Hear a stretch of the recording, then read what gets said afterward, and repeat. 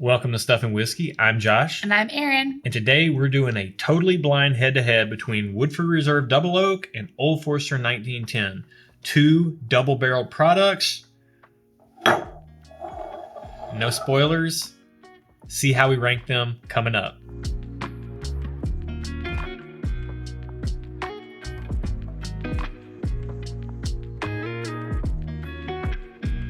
Welcome to the channel, bringing real-world content to the real-world whiskey consumer. Our head-to-head matchups are always completely blind. We don't know what we're drinking, but you do. What you saw in the cold open at the beginning of this was future us. After we've done this, we filmed that. Future us. So magic and sorcery probably.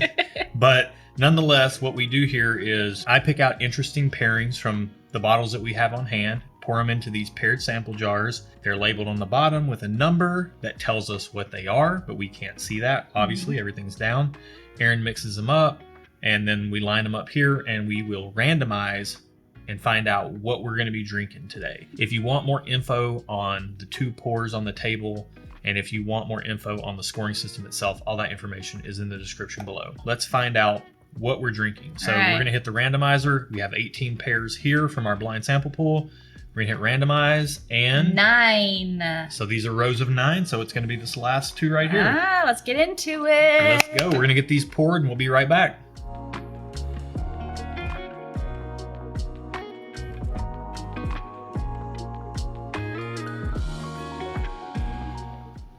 Ooh. It smells very sweet. It smells sweet and rich. This smells up your alley, what this smells like. It does. It really does. I get that ethanol. Is it ethanol? Yeah. I get the ethanol smell, but I also get like kind of a maple-y sweetness that I feel like you would really like. I'm getting all apple and caramel. Really? Mm-hmm. I'm getting 0 apple. Man, that's just like, that's like a good bourbon nose right there. All right, let's go in for a taste.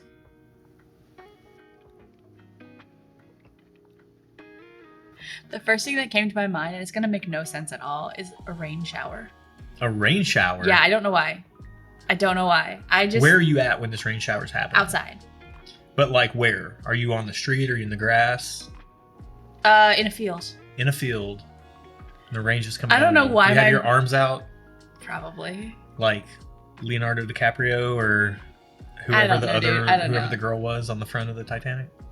So is there an earthiness? Are you getting an earthiness? I don't think so. I don't know. This is an odd one for me because it has a lot of flavor, but it doesn't have like a punch like some of the ones do. Like it's not punching me, but it's like it's swelling. Yeah. It comes in really sweet on the front of the tongue, and then it swells up on the mid palate and the back. Maybe that's why I think rain shower. I don't know why. That was the most random thought, but it came into my mind, so I thought I'd say it. I appreciate it. This is how I drink whiskey. This is the first thing that pops into my mind. I say it. You might get 1 or 2 tasting notes from me. Erin is the experiential taster. Well, just because I don't know. Yeah, I'm getting the apple, the caramel, some brown sugar, really classic bourbon notes, but it is amped up. It's very good. Mm-hmm. I like this a lot. It is very good. So as one who doesn't tend to like whiskey that punches her, this is full of flavor without the punch, and I really do. For a high proof, yeah. I'm assuming it tastes high proof. Yeah, and it's very dark. So if this is a high proof, it's really good for a high proof. Like it's very drinkable. I would feel like for which makes me think my proof guess is wrong. It is very good. It's very good. Classic bourbon flavors. You know, your caramels, your vanillas, your apple, your oak. I guess apple. I don't taste apple. It's all cranked up, and it's got all, some oomph to it. It's all cranked up, but it's not gonna smack you across the face. Yeah, there's not a ton of sharp edges. It's well done. Mm-hmm. Well done. Let's get into glass 2.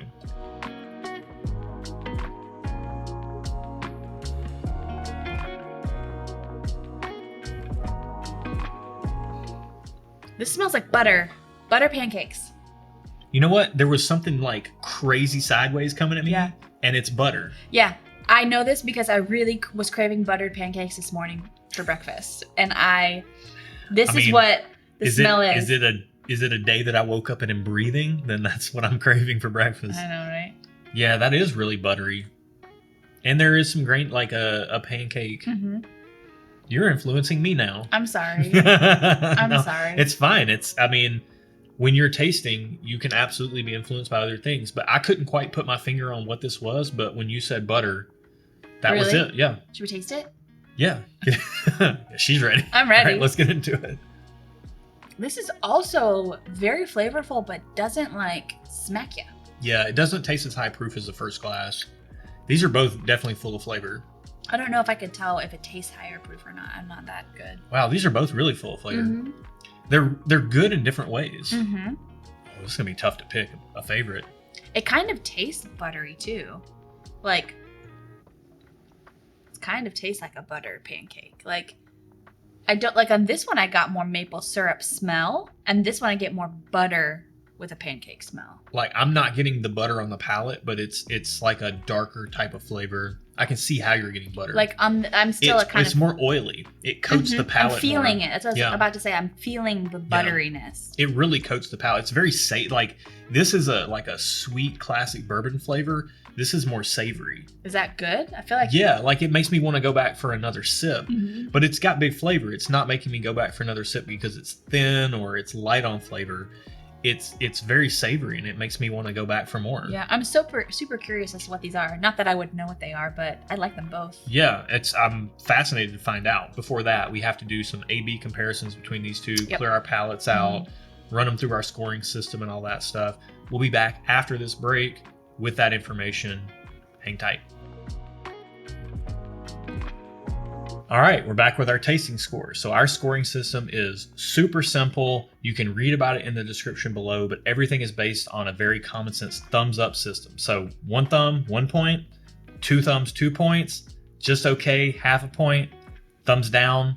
You're not getting points for anything if we don't like it. There are 5 categories that we rate on, which so 2 thumbs for 5 categories is 10 points. And the categories are the nose, the flavor profile, and the experience on the palate. Those are the tasting scores, which we will put together first before we know what we're drinking. And then after we find out what we're drinking, we'll give them a retail score based on price and availability. And we'll give them a consumer score based on whether we would buy it again or not. All those combined create what we call our real world score. And that's what we're after here. We're trying to get to our real world score. First things first, tasting score. Erin, glass 1, where are you at on tasting score? Glass 1, I gave it a solid 3. I gave it a thumbs up on nose, a thumbs up on flavor, and a thumbs up on the experience. It was a good, solid pour. I'm very stingy with my 2 thumbs up. 1 thumb up is real good for me. Yeah, and 2 thumbs up should be for the most exceptional of things. Yeah. So to me, I gave glass 1 a 3 on tasting score as well. Okay. Thumbs up on the nose, thumbs up on flavor, thumbs up on experience. My notes for glass 1 were it had like a bright apple sweetness on the nose and a light maple syrup on the nose. On the palate, all caramel apple with some oak, but the oak did lean a little bit more towards the sharp and bitter side of things. And then on the experience, it did have that swelling flavor and it had a long finish. Both of these actually had a long finish. Let's get into glass 2. Where are your tasting scores for glass 2? Okay, so my tasting scores for glass 2 were the same.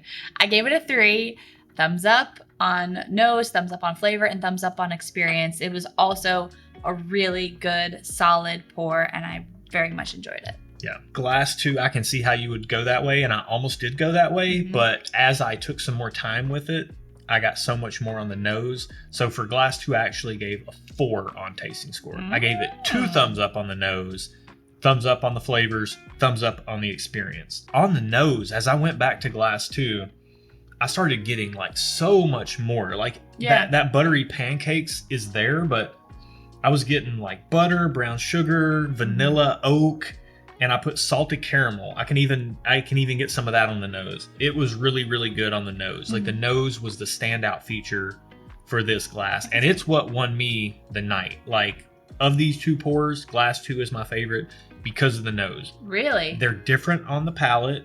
On the palate, I said this was oily and oaky and brown sugar. And then on the finish, that it was, I put savory and mouth coating with a long finish. And the mouth coatingness, the oiliness, and those deeper, richer flavors really won me over in glass 2 compared to glass 1. You gave both of these 3s. So tell me, we own both of these bottles, whatever they are. Yep.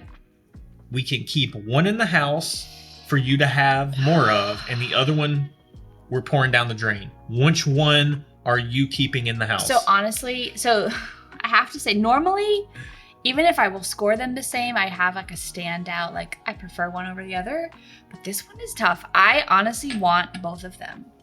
And it will literally come down to how much these cost for me, because these are both good and really tasty. And I was telling you off camera that these two together are like a complete breakfast. Like you've got the buttered pancakes with the maple syrup. Like you need both. You kind of do. I cannot answer your question right now until I find out how much these cost. We have stumped Erin. This is the first time. This is a first. This is a first. I'm normally like, oh, this one for sure, or this one for sure. But these are both really good, and they're not really good because they're exactly the same. They're really good just because I really enjoyed drinking both of them. I can't wait to find out what these are. I'm kind of excited about this. Let's find out. So, okay. Erin, pull up the key. All right. We're going to get our sample jars here. Okay. Glass 1 is number 29. Okay. And glass 2 is number 28. Wow. With that reaction, I'm very curious to see what these are.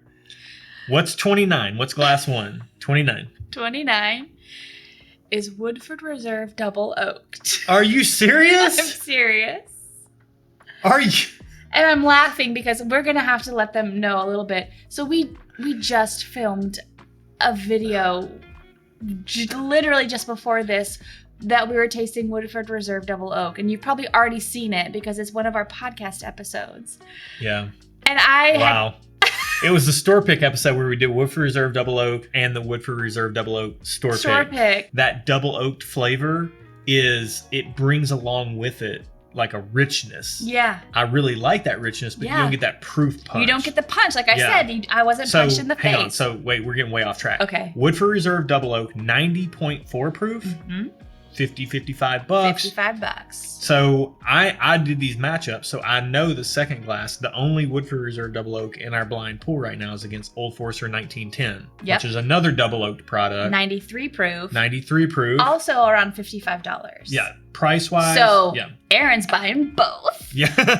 I'm just gonna tell you that right now. Yeah, and me personally, having tasted these not blind, not double blind like we do here. But I definitely do have a preference for Old Forester 1910 over Woodford Reserve. Which is kind of how you scored it, honestly. That is how I scored it. Before we knew what they were. Yeah, it's a flavor profile thing. And Woodford Reserve Double Oak can really throw me for a curveball sometimes in blinds. Mm-hmm. Like, it can come off really out of left field. I've scored it very, very low in blinds. I've scored it very high in blinds. Interesting. And tonight, the experience I had with it was pretty on par with if I was drinking it and it wasn't blind and I knew there's that brightness to it, and I prefer the darker flavors on. And it's so wild. Like sometimes on 1910 I get like a sweet tart sweetness. Like a is that the one where you say you smell sweet tarts? I've heard you say that before. Yeah, like chewy sweet tarts. The big pack with the 4. Mm-hmm. This is the one that you say that about? And I almost put it down, but tonight I was just getting all the darker flavors from it. Probably because I said buttered pancakes. Yeah, you might have put that in my head.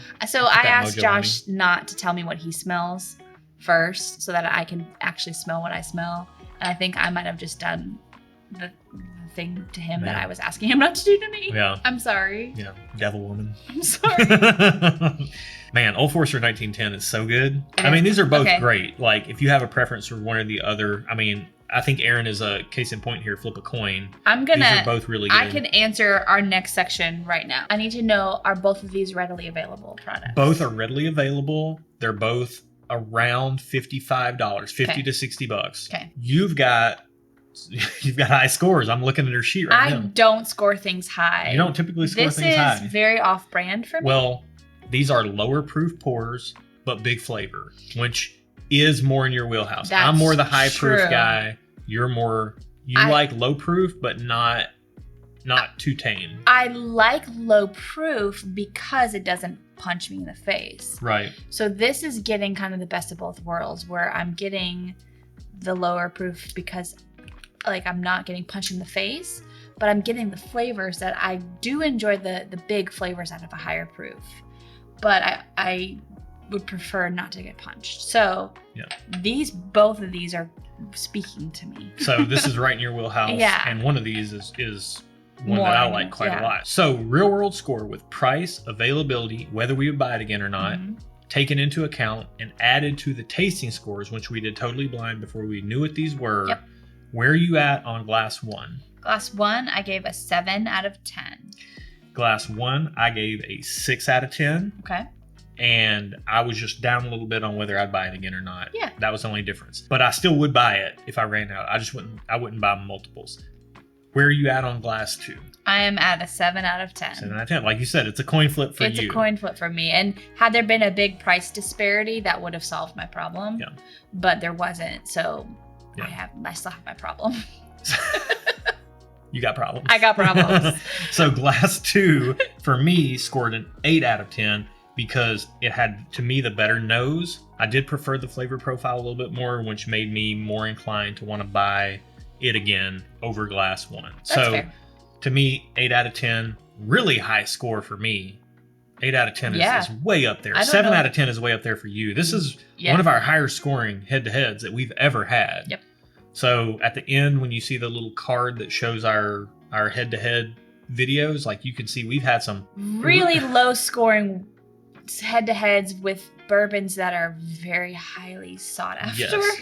Yeah, Surprisingly, because we Yeah. didn't know we were drinking them. And so we just gave our honest opinion. right. And ultimately, like what we want to do on this channel here is we want to highlight products that are available that you can get your hands on, Mhm. because neither of us really enjoy hunting bourbon all that much. We want to be able to go. We want to I be ain't able to got get our. time for that. Ain't nobody got time for that. We want to go. We want to go buy something that's good. Yeah. And if we can get our hands on something that's hyped up or allocated and it's good, great. Mhm. But if we can't, we don't want to deal with all that hassle. Like when you've got good products sitting on the shelf, this is a great product. Yeah. I would be happy if I went over to somebody's house and they poured me either one of these.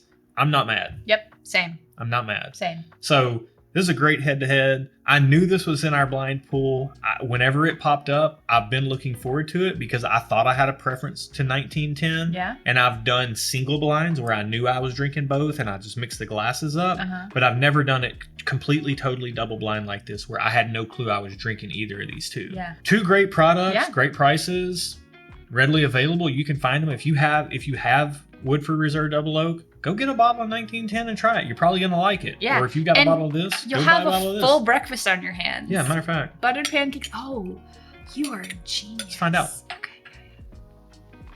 You know what? I kind of do get it. Maybe it's in our heads. I mean, this is good. They might. Are they better together than they are apart? I don't know. They might They be. might be. They That's might really be better good. together. Kind of like us. Oh. All right. As you guys finish gagging, we're gonna sign off. So, Aaron, take us out of here. Okay, yes. If you like this video, minus my super cheesy love to my husband, hit that thumbs up button. Give us a like. It really helps us with the YouTube algorithms. It shows our video to more people, which we would really appreciate. We would. Also, you could subscribe to our channel if you want to keep seeing content like this. We post every Thursday and Saturday as of now. Hit that bell notification so you don't miss when we post. Until next time. Cheers. Cheers. Welcome to Stuff and Whiskey. I'm Josh. And I'm Erin. Sorry, Why are you laughing? because I was like, I almost said I'm Josh and I'm Aaron because I practice the intro You practiced my part? for timing purposes. I almost said I'm Josh and I'm Aaron. You're funny. Oh my goodness. All right, we'll try that again. You're also very special. All right. Hello, me. All right. Okay. It's not, is it an episode if I don't mess up the intro once? No, it's not.